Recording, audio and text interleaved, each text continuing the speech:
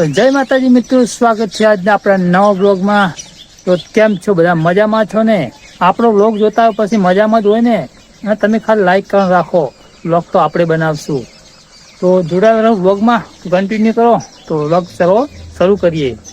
માતાજી મિત્રો, વાગ્યા છે સવારના 9 આવી ગઈ છે ચા.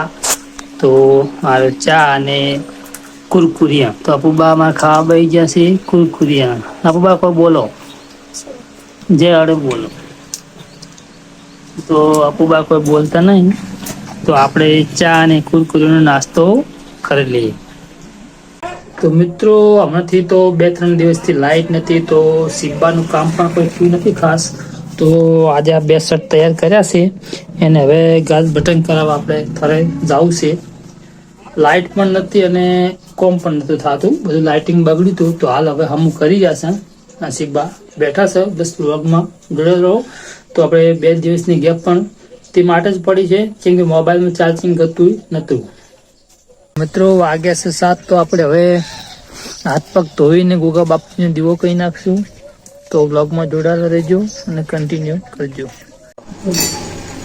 તો અમારા અપુબા બહી ગયા છે વડિયાનું શાક અને બાજરીનો રોટલો.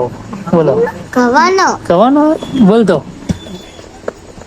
ગાય બોલો.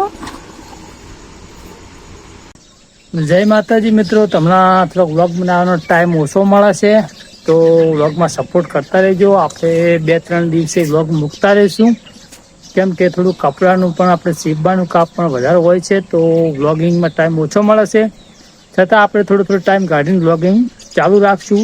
તો બસ તમે ખાલી સપોર્ટ કરતા રહો. તો વ્લોગ કેવો લાગ્યો કમેન્ટમાં જરૂરથી જણાવજો. જય માતાજી.